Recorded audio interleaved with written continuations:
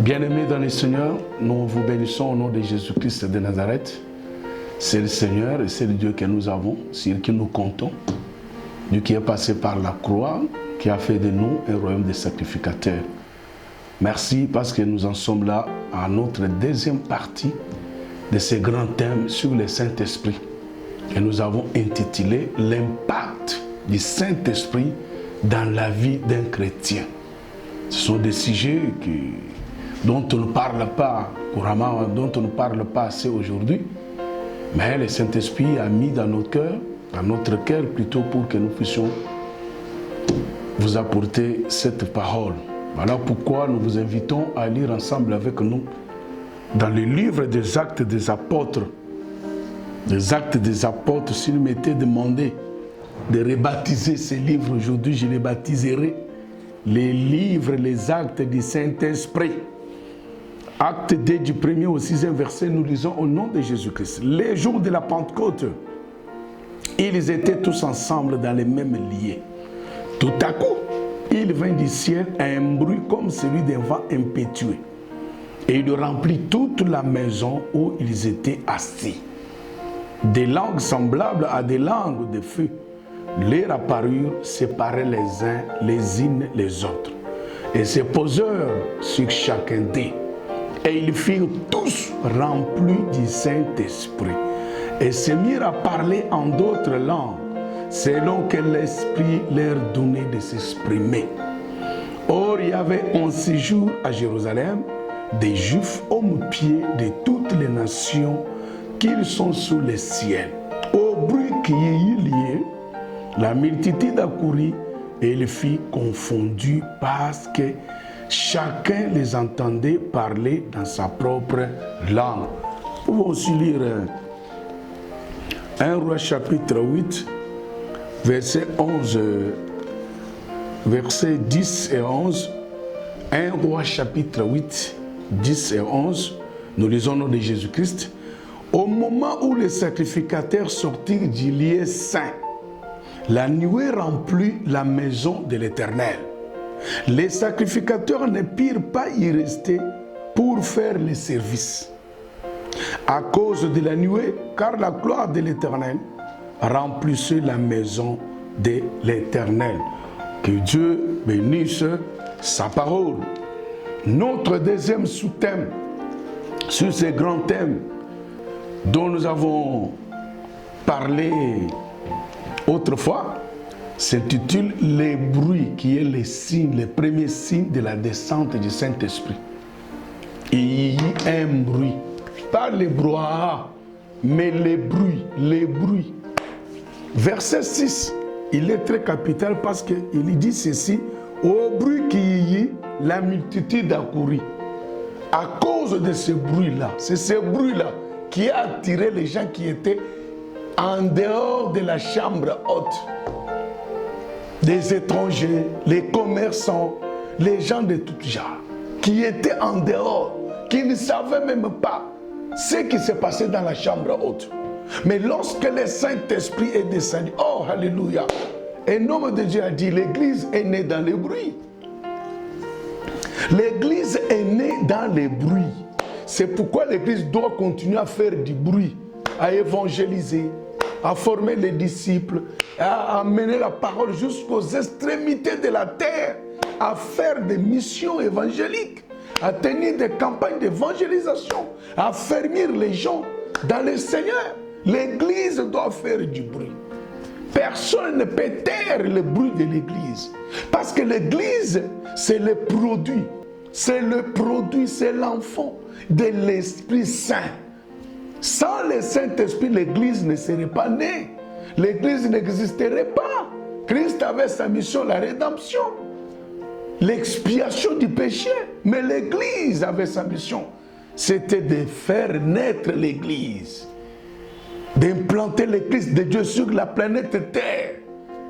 Au bruit qui y eut, les gens qui étaient en dehors de la chambre haute accoururent vers la chambre haute. Il y a des gens qui veulent se faire connaître aujourd'hui. Et tous les moyens sont possibles, sont bons pour eux. Ils peuvent utiliser les médias, les réseaux sociaux, ils peuvent utiliser leur argent, ils peuvent utiliser leur renom, ils peuvent utiliser leur accoutrement, ceci, cela. Mais moi, je sais, le Saint-Esprit, s'il veut que le monde te sache, le monde te connaisse, que le monde te découvre, il suffit d'un petit rien. Le Saint-Esprit peut créer un événement qui attireront les gens vers toi. Pierre n'est pas sorti pour aller appeler les gens. Jean n'est pas allé évangéliser.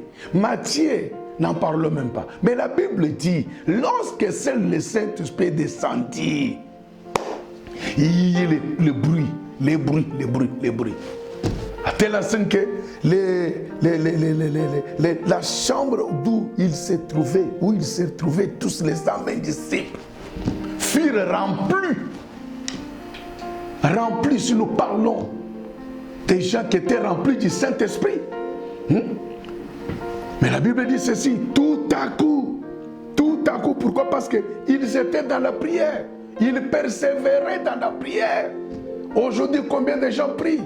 Les réseaux sociaux ont pris tout le temps de la prière, tout le temps de la méditation de la Bible. Comment aujourd'hui les chrétiens mèneront une vie comment dirais-je, pire?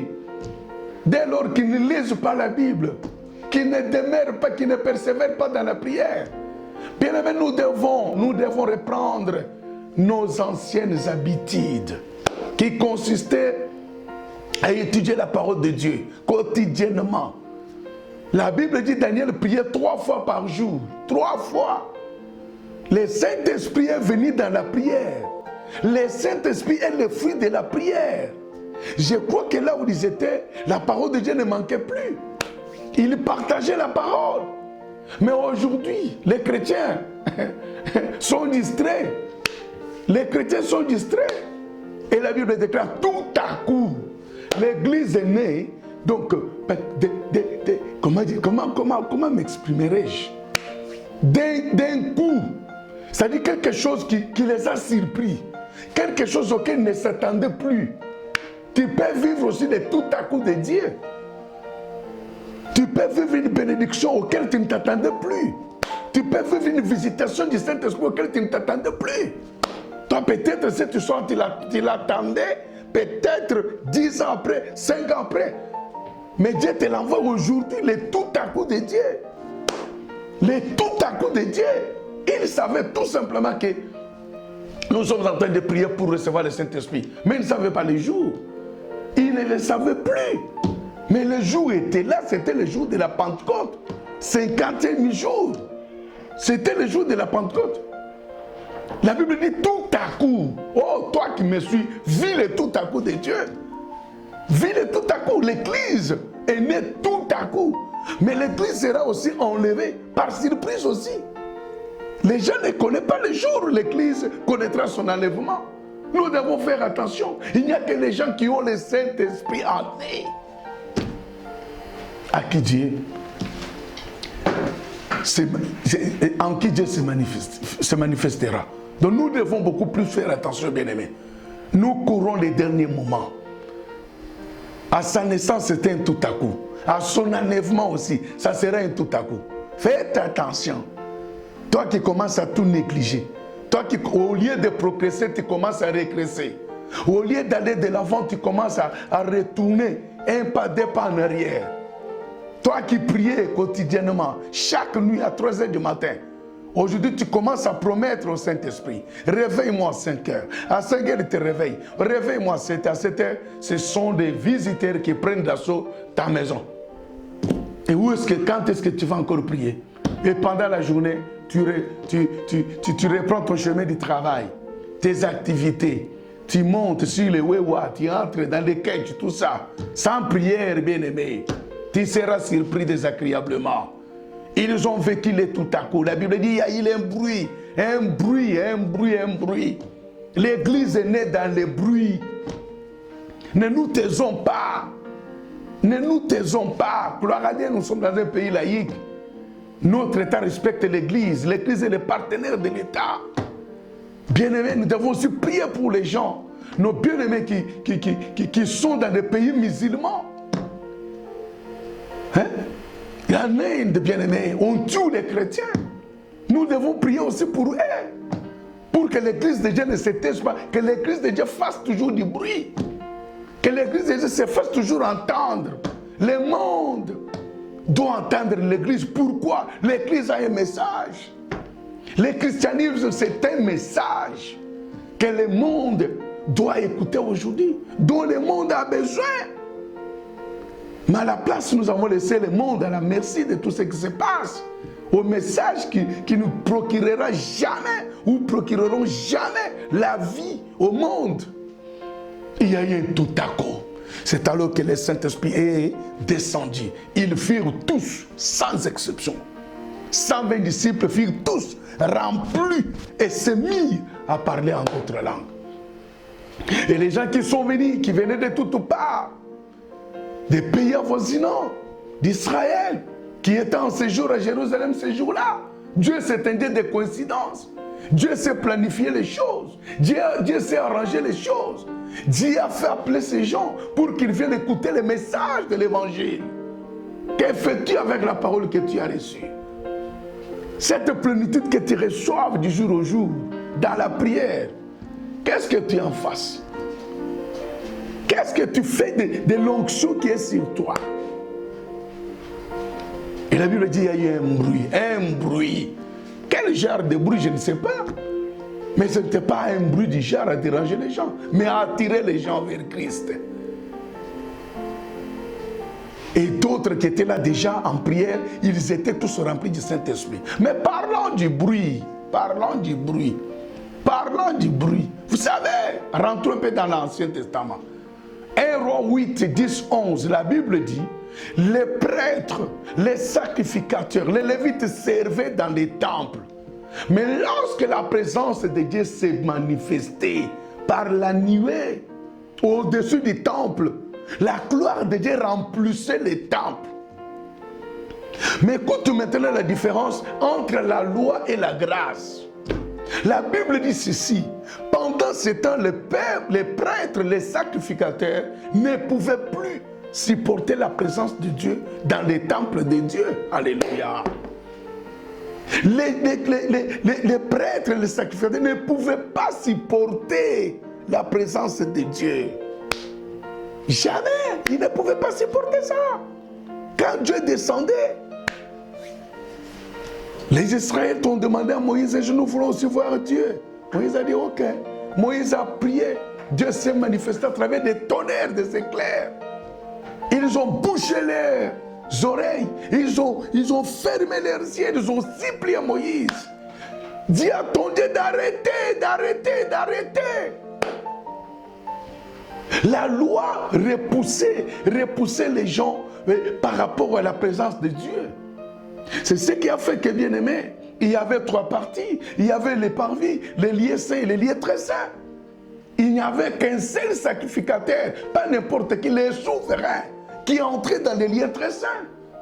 Il y avait aussi le bruit. Parce qu'au bas de sa soutane, au bas de sa robe, on y avait mis des clochettes. On y avait attaché des clochettes. Lorsqu'il entre là-bas, les clochettes là font du bruit. Il y avait aussi le bruit là-bas. Lorsqu'on n'entend pas le bruit de ces petites clochettes, on suppose que celui qui était entré dans les lieux très saints n'est pas digne. Dieu l'a tué. Mais dans la présence de Dieu, il n'y avait qu'un seul homme qui entrait avec le sang. Premièrement pour plutôt pour sa propre vie, et deuxièmement pour le reste du peuple. Ça, c'était la loi. La loi repoussait le peuple vis-à-vis de la présence de Dieu. Et ici, la Bible dit, à la place que les prêtres, à la place que les lévites, à la place que les sacrificateurs demeurent dans les temples, alors que la présence de Dieu s'est manifestée, et quittaient les temples, ils allaient dehors. Ils attendaient à ce que la gloire de Dieu quitte les temples pour qu'elle vienne entrer dans les temples. Mais ce n'est pas ce qui se passe sous la grâce. Sous la grâce, même s'il y a eu le bruit, même si Dieu s'est manifesté, même si la gloire de Dieu descendait, nous sommes dans les temples. Alléluia. Pourquoi demeurons-nous dans les temples alors que la manifestation de Dieu est là? C'est pour la simple raison que ce Dieu-là a fait de nous son habitation. Nous sommes la demeure de Dieu Tout-Puissant.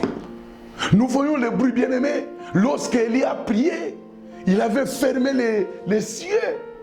Élie avait fermé, il avait dit à Akab, la pluie ne tombera pas sinon à ma parole. Pendant 3 ans et demi. Et cela est arrivé. 3 ans et demi, il n'y a pas eu la pluie. Mais la Bible dit, lorsqu'il était temps qu'Élie puisse rouvrir les ciels, oh, en tant qu'homme de Dieu, en tant qu'enfant de Dieu, tu peux fermer, tu peux aussi ouvrir. C'est ce que la parole de Dieu stipule. Ce que vous lierez sera lié. Ce que vous délierez sera délié. La Bible dit, il a envoyé son serviteur. Va un peu voir s'il y a quelque chose qui annonce la pluie. Son serviteur est parti pour la première fois, il n'y avait rien. Deuxième fois, 5e fois, 6e fois, il n'y avait toujours rien. Mais je loue toujours ce serviteur parce qu'il était un serviteur fidèle. Il a obtempéré 7 fois. Son obéissance était parvenue, était devenue complète. Parce que 7, c'est l'entièreté. Mais au 7e fois, s'il s'était fatigué au 3e fois, il n'aurait pas vécu les miracles du 7e fois.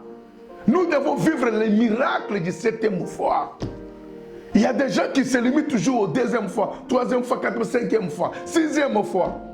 Aller jusqu'au 7, 7 c'est le chiffre de Dieu. L'homme se limite, le diable se limite à 6. Le diable n'arrivera jamais au 7e. Mais cet homme a forcé. Je pense que quand il lui disait, va encore, mais il partait. Cette fois-ci, lorsqu'il est parti, il a vu quelque chose en forme d'une pomme de main. Alléluia.